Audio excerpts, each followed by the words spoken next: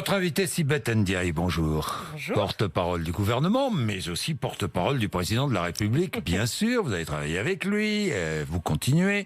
Notre pays est trop négatif, a-t-il dit hier. Mais qu'a-t-il voulu dire ? Je pense que c'est important que dans notre pays, on voit aussi ce qui va bien et ce qui marche bien. Il y a évidemment beaucoup de souffrance, beaucoup de gens qui sont dans la difficulté, mais on a aussi des nouvelles positives et ça, il faut pouvoir s'en féliciter, il faut aussi pouvoir le regarder. Quand vous avez plus de création d'emplois, quand vous avez un pouvoir d'achat qui augmente, quand vous avez des impôts qui baissent, ce sont de bonnes nouvelles et parfois il faut aussi savourer ce qui est bon. Pourquoi est-ce que les Français ne les voient pas, ne les entendent pas, ne les lisent pas ? Je pense Ces bonnes nouvelles. qu'on a une ambiance qui est plutôt à la sinistrose. La communication du gouvernement est mauvaise, je ne sais pas, non, mais je ne sais pas. Ne me remettez pas en cause comme ça, Jean-Jacques Bourdin. Non, je pose une question. Ce que je veux vous dire simplement, c'est qu'il est normal que quand on est à titre personnel dans une difficulté, on ne voit que ce qui est difficile. Ça, moi, je le comprends parfaitement. Ce qui est aussi important, c'est de se rendre compte de ce qui va un peu mieux. Et donc ça, c'est à nous de le dire. Mais je suis persuadée qu'il y a beaucoup de Français qui se rendent compte que oui, leurs impôts ont baissé parce qu'ils ont payé moins de taxes d'habitation cette année, que oui, il y a peut-être dans leur entourage quelqu'un qui a retrouvé un emploi après 1 an, 2 ans, 3 ans de galère. Ça, ce sont des signaux qui sont positifs. Il faut pouvoir le dire. Et puis, pardon, mais la France est un grand et beau pays que l'on doit aimer aussi. Sibeth Ndiaye, le 5 décembre, nous verrons, nous entendrons une France en colère. La France des services publics. Une France inquiète. C'est une France inquiète, mais en colère aussi, pas qu'inquiète. Vous avez conscience de la colère. Oui, vous bien avez sûr. conscience que vous allez peut-être... Est-ce que vous avez conscience que vous allez peut-être dans le mur ? Alors moi je ne crois pas du tout que nous allions dans le mur. Le 5 décembre c'est le jour d'un appel à la grève. Pour autant, est-ce que ça veut dire que les négociations sur la réforme des retraites entre le gouvernement et les organisations syndicales s'arrêtent? Pas du tout. Pour moi le 5 décembre c'est une étape dans un moment où nous sommes en train de discuter et nous avons des centaines de réunions avec les organisations syndicales, avec des organisations professionnelles pour trouver des compromis sur cette réforme qui est nécessaire. Oui, mais Sibeth Ndiaye, ça fait des semaines, des mois que j'entends ça, concertation. Mais moi, je vois le 5 décembre arriver, les Français aussi. Mais ils attendez, savent que le 5 décembre, ils vont être confrontés à quoi? Ils vont être confrontés à des problèmes à la SNCF, à la RATP, pour se déplacer, avec des transporteurs routiers qui sont en colère, et tant de professions, et notamment du service public en colère, qui seront dans la rue, qui vont se mobiliser. Je comprends parfaitement deux situations. La première, c'est que quand on s'apprête à faire une réforme de cette ampleur qui va à ce point bouleverser le régime que les gens connaissent jusqu'à maintenant pour le rendre plus juste, il y a des inquiétudes qui s'expriment. C'est normal que ces inquiétudes s'expriment et moi je comprends à la SNCF, à la RATP que des gens qui sont rentrés dans l'entreprise en se disant ça va être comme ci ou comme ça, quand on dit on va changer les choses, se posent des questions. C'est pour ça qu'on négocie avec leurs organisations syndicales et dans le même temps, je comprends aussi les Français qui sont inquiets des blocages, qui se posent la question de comment ils vont pouvoir travailler. Je pense à ceux qui sont commerçants, qui vont peut-être voir des chiffres d'affaires diminuer à l'approche des fêtes de fin d'année. Je pense qu'il faut comprendre toutes ces difficultés-là. C'est irresponsable une grande grève comme ça, le 5 décembre. Je jette pas l'anathème aux organisations syndicales. Elles sont dans leur rôle. Vous seriez syndiqué à la SNCF, vous seriez en grève mardi. Mais j'aurais évidemment des inquiétudes. Mais la question qui se pose dans notre démocratie, j'aurais des inquiétudes en tant qu'individu parce que je me dirais, mais au fond, à quelle sauce le gouvernement veut me manger? Oui, j'aurais une pension plus basse quand je partirai à la retraite. Mais qu'est-ce que c'est que la démocratie sociale? Je devrais travailler plus longtemps. La démocratie sociale, c'est de se mettre autour d'une table, d'un côté le gouvernement, de l'autre côté les syndicats, et de discuter ensemble. Moi, ce que je reproche à certaines organisations syndicales, c'est de même pas s'asseoir à la table des discussions. Comment voulez-vous qu'on trouve dans notre pays des compromis si on ne discute pas? Oui, il y aura une réforme des retraites, et oui, on peut faire des compromis là-dessus. Il y aura une réforme des retraites. Bien sûr. Ça, c'est certain. C'est indispensable. Il y aura qu'on a un une envie de le faire majeur. parce que c'est marrant. Il faut qu'on fasse cette réforme des retraites parce que le système aujourd'hui est cul par-dessus tête. Quand vous avez une femme sur 5 dans le système aujourd'hui qui est obligée de bosser jusqu'à 67 ans parce qu'elle a eu pas assez d'argent gagné au cours de sa carrière pour pouvoir se payer une retraite complète avant 67 ans, c'est pas normal, Jean-Jacques Bourdin. Donc on a des situations comme ça, on pourrait le répéter à l'envi.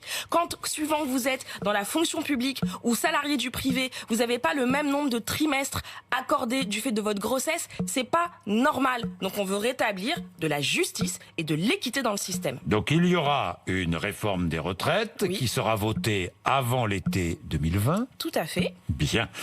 Système par points, on est bien d'accord. Hein, et par répartition. Par répartition universelle. Universelle. On est bien d'accord.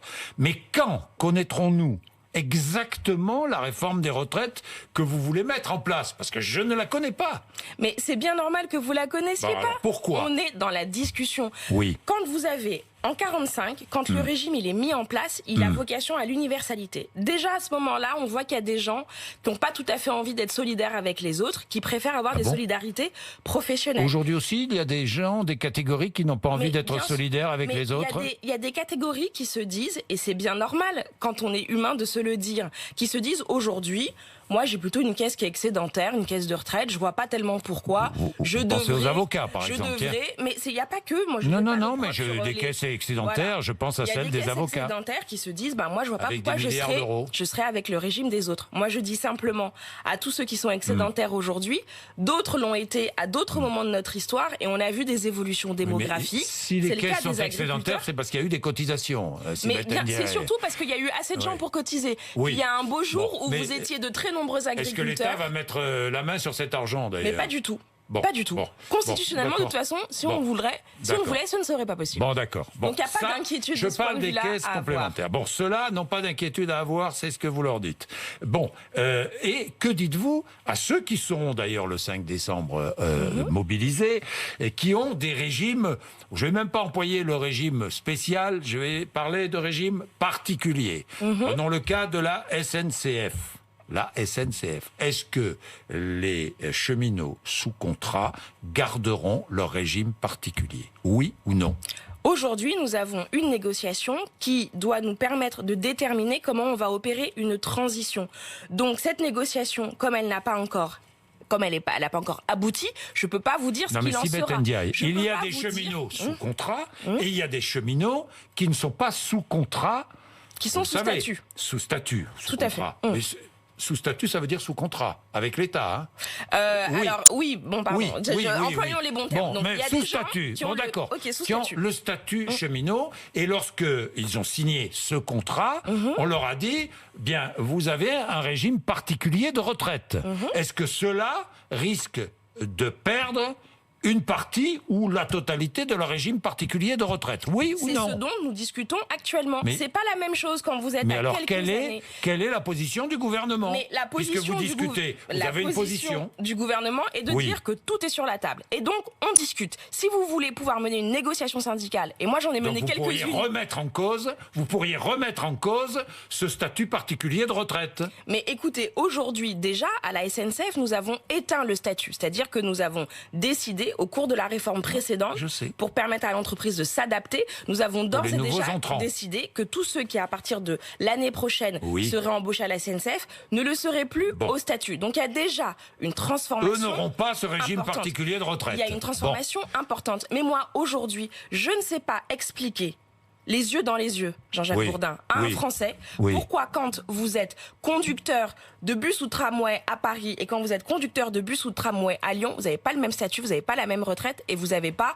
le même déroulé de carrière. Je ne sais pas le dire. Mais je comprends. Donc à un moment donné, il faut bien qu'on trouve un compromis pour ramener plus d'équité dans le système, et c'est ce dont on discute aujourd'hui. On est bien d'accord, j'ai bien compris l'objet de la discussion, ça veut dire que ceux qui sont sous statut aujourd'hui, qui ont ce régime particulier, que ce soit à la RATP ou la SNCF verront ce statut remis en question. Mais je pense qu'il faut regarder... Alors d'une manière ou d'une autre. Je pense qu'il faut regarder il faut être clair. Il faut être clair. Mais je ne peux pas aujourd'hui vous dire la fin du négo qu'on est en train de mener. Je comprends très bien. Mais ce statut, vous allez discuter de ce statut. Mais évidemment. Mais évidemment. Maintenant, je comprends. Le gouvernement ne s'est jamais caché de cela. Je vous dis ça parce que la CFDT cheminot, alors que la CFDT, pour l'instant, n'appelle pas à une mobilisation le 5, la CFDT cheminot, oui, appelle à une mobilisation et nous dit, nous, on est prêt à ne pas se mobiliser le 5 si ce ne sont que les nouveaux entrants qui sont concernés par la réforme. Ce n'est pas ce que vous leur dites ce matin. Moi, évidemment, on est dans un moment où on a deux positions qui sont différentes.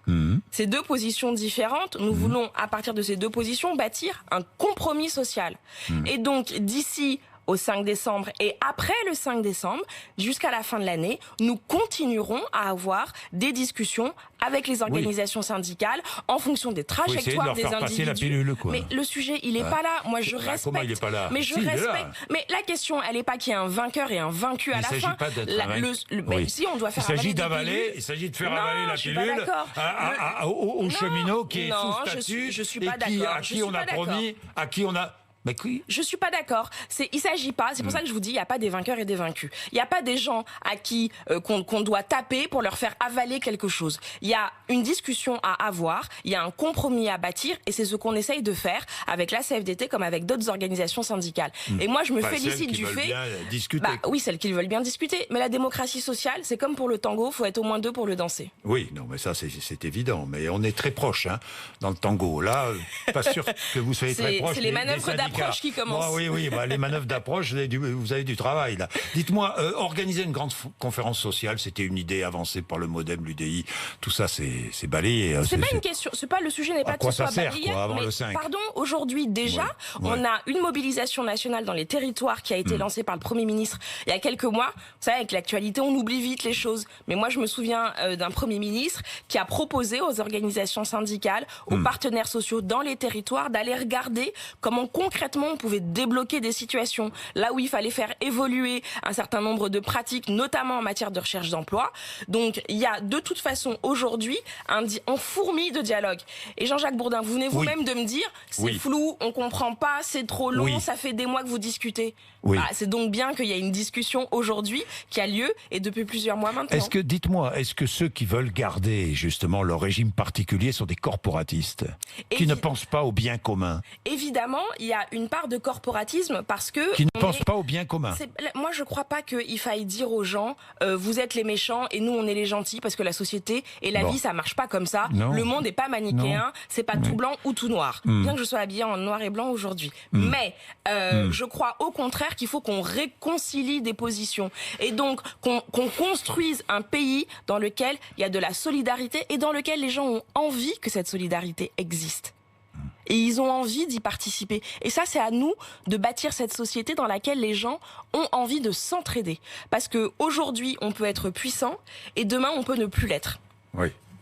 De s'entraider, oui. Mais en abandonnant certains avantages, qu'on a assignés par contrat. Enfin bon, on va pas entrer. Au passage, à propos de la SNCF, est-ce que vous êtes choqué par les billets gratuits des cheminots? J'ai vu ça je crois, dans Le Point. C'est la Cour des comptes qui dénonce un système en vigueur à la SNCF qui est invraisemblable. Vous êtes choqué ou pas? Ça vous choque? Écoutez, moi je trouve un système très avantageux pour 1 300 000 personnes. Je trouve que ça, c'est quelque chose c'est quelque chose qui doit se discuter, honnêtement. Aussi, ça fait partie. Ça doit être mis sur la table. Honnêtement, moi je suis pas là pour faire les négos sociales de l'entreprise à la place de Monsieur Farandou. Ce que je dis simplement, c'est que ça. Au moins, ça devrait faire l'objet de mon point de vue de discussion. C'est sans doute que remise en question. C'est sans doute que si ces avantages existent, c'est qu'à un moment donné, on a considéré que pour l'équilibre social de l'entreprise, que compte tenu des salaires, peut-être à un moment donné, il fallait avoir des compensations et que c'était des compensations qui pouvaient être utiles. Maintenant, on peut discuter régulièrement de l'organisation sociale d'une entreprise et c'est à Jean-Pierre Farandou, qui est aujourd'hui le patron de la SNCF, c'est à lui de mettre ce sujet sur la table. C'est à lui de voir si ça a lieu d'être ou pas. Oui, c'est à lui de mettre, si je vous comprends bien, aussi ce sujet sur la table. C'est à lui de diriger son entreprise. Oui, non, mais j'ai compris. J'ai entendu aussi l'appel du président de la République, pas de violence le 5. Très important. Mais pourquoi est-ce qu'il dit cela? Parce que pas... certains appellent... Est-ce que vous pensez qu'aujourd'hui, dans notre société, dans le monde politique, certains appellent à la violence, carrément? Je ne crois pas que dans le monde politique, des organisations politiques structurées, des gens appellent à la violence. Ce que je constate, c'est qu'après les violences qu'on a constatées le week-end dernier, il n'y a pas eu beaucoup de gens qui se sont précipités pour les condamner, ces violences, à part dans la majorité. Moi, je trouve ça dommage, parce que en fait, il faut qu'on puisse préserver ceux qui marchent de ceux qui cassent. Et donc, à un moment donné, on ne peut pas, dans la classe politique, soit ne rien dire, soit laisser le sentiment qu'on peut le cautionner. En politique, il n'y a aucune violence qui soit légitime pour défendre une idée. C'est net, c'est clair, c'est simple. Et je souhaite que tous les responsables politiques le disent. Le disent. Clairement. Vous pensez à qui, là? Je ne vise personne en particulier. non, mais Sibeth Ndiaye. Non. Moi, je pense que tout le monde doit savoir. Tout le monde doit savoir garder ses nerfs. Tout le monde doit savoir replacer ce qu'est la France, qui est une très belle et très grande démocratie, dans laquelle on a le droit de manifester, et ce droit de manifester est pleinement respecté. Vous avez vu que Cédric Villani appelle à un référendum sur la réforme des retraites? Moi, j'y suis pas du tout favorable. Non. Parce que c'est un sujet qui est compliqué. Le référendum... De quoi se mêle-t-il? Non, c'est pas le sujet.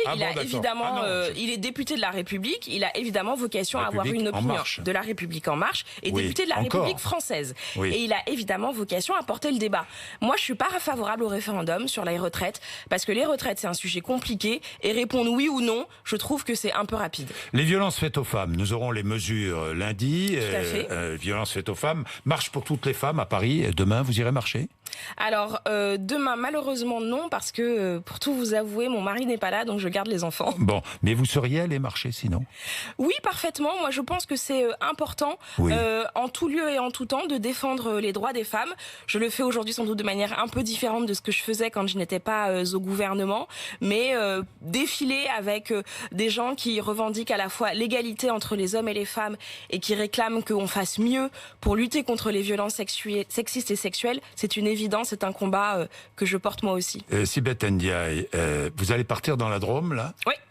Pourquoi? Parce que depuis 8 jours, certains dans la Drôme sont sans électricité. Nous sommes en 2019. Est-il acceptable que dans notre pays, parce qu'il est tombé de la neige, pas qu'un peu, d'une neige lourde, mais tout de même, des habitants, des citoyens, des concitoyens soient privés d'électricité pendant une semaine? Moi, je comprends qu'il y ait une exaspération qui est parfaitement légitime. Quand vous êtes dans le froid, chez vous, pendant plus d'une semaine, et que surtout vous avez le sentiment qu'il n'y a pas de résolution et qu'on ne vous donne pas de date précise pour savoir quand est-ce que tout ça va s'arrêter, on est exaspéré, on n'en peut plus, et je le comprends. Est-ce qu'Enedis a failli? Est-ce que Enedis a failli? Moi, honnêtement, on est encore dans la crise, donc je ne vais pas me mettre à désigner tel ou tel coupable. Je pense qu'il faut d'abord regarder ce que nous avons pu éviter comme catastrophe, parce que dès que l'épisode neigeux a été annoncé, il y a plein de mesures qui ont été prises pour empêcher les poids lourds de circuler sur les routes, faire en sorte que les enfants rentrent à l'école, parce qu'on est dans des endroits où il y a du transport scolaire, rentrent de l'école pour être à la maison et se retrouvent pas en carafe sur les routes. Donc ça, on a eu une gestion de crise dans l'aigu de la crise qui a été une bonne gestion de crise. On n'a pas eu de mort, on n'a pas eu de naufragés de la route dans la Drôme, et ça, c'est quelque chose qui est positif. C'est la première chose qu'il faut retenir. On fera un retour d'expérience, Elisabeth Borne l'a demandé, pour examiner précisément est-ce qu'il y a des choses qui ont failli, mais moi je veux aussi saluer la mobilisation des gendarmes, des policiers, des agents d'Enedis. Il y aura des indemnisations ou pas? Moi je pense que Enedis devrait, comme la SNCF sait le faire lorsque ces usagers n'ont pas pu se voyager à cause d'une grève, devrait pouvoir faire un geste financier à l'attention de ceux qui ont attendu plus d'une semaine pour être rétablis en électricité. Voilà, qu'Enedis, je sais pas moi... regarde sur la facture. Non, mais regarde la facture. Après, moi, je suis pas là pour dire comment concrètement ça doit se faire. Mais moi, vous demandez un geste. En tant que citoyenne, je trouve que c'est normal qu'il y ait un geste qui soit fait de la part d'Enedis. Bien, j'ai une dernière question à propos d'Emmanuel Macron qui sera avec les salariés les ex-Whirlpool. Quel échec pour lui? Je ne crois pas qu'on puisse dire que ce soit un échec personnel du président de la République. Pendant la campagne présidentielle, rappelez-vous ce qu'il disait, s'était engagé pour la sauvegarde du site industriel d'Amiens. Alors, pour y avoir été avec lui, je peux vous dire très clairement quel a été son engagement. C'est d'être aux côtés des salariés. C'est de faire en sorte que l'État soit au rendez-vous de l'accompagnement d'une reprise. Oui. Et c'est ce que l'État a fait. Et l'État, vous savez quoi, Agnès Pannier-Runacher, sans la presse, sans les médias, elle s'est rendue à plusieurs reprises sur le site de l'entreprise. Oui, mais sans le résultat n'est pas là. Mais à un moment donné, il y a eu un projet industriel de reprise. Ce projet n'a pas fonctionné. Ça a été un échec. Il y a de l'argent public qui a été dépensé. D'ailleurs, nous avons demandé une enquête. Pour vérifier. En gros, à peu près 98% des dépenses qui ont été faites, ça a été pour les salaires, pour investir sur l'outil productif. Très bien. Il y a 180 000 euros sur lesquels nous, on estime qu'il y a matière à regarder plus en avant. Donc, on a demandé à ce qu'une enquête ait lieu. Cette enquête aura lieu. Et donc, ça, c'est ce qui est de la situation de l'argent public. Moi, je crois que le rôle de l'État, c'est de faire en sorte que deux choses se passent. Que quand il y a un outil productif qu'on peut sauver, on accompagne son sauvetage. Que s'il y a des repreneurs qui sont là, qui ont un projet sérieux, on puisse les accompagner pour que ça fonctionne. Mais ça n'est pas l'État qui dirige l'entreprise du repreneur. Ça n'est pas l'État qui s'assure que le business plan, il est respecté. Ça n'est pas son rôle. C'est le rôle de l'entreprise ou de la personne. C'est l'État qui s'assure que la proposition, le business plan, sera viable. Et que l'entreprise crée... Parce que l'État a versé de l'argent. Mais bien sûr. Donc, et l'entreprise n'a pas été viable, on l'a constaté rapidement. Vous pouvez avoir un bon business plan et vous pouvez avoir des managers dans l'entreprise qui ne font pas, qui sont pas forcément à la hauteur. Et malheureusement, c'est ce qu'on a constaté. Après, moi, je crois qu'il est important qu'on soit là pour accompagner les individus. Aujourd'hui, on mobilise 4 conseillers de Pôle emploi à plein temps pour accompagner les personnes qui sont dans la difficulté. Il y a 99 personnes aujourd'hui qui sont en recherche d'emploi sur ce site-là. Donc on les accompagne, on est très mobilisés. On a déjà eu des éléments positifs puisqu'il y a eu des reclassements qui ont pu être réalisés d'ores et déjà. C'est des gens qui ont un savoir-faire en or dans les mains et on ne va pas les lâcher, on ne va pas les abandonner. Bien, merci Sibeth Ndiaye. 8h55, RMC et BFM TV.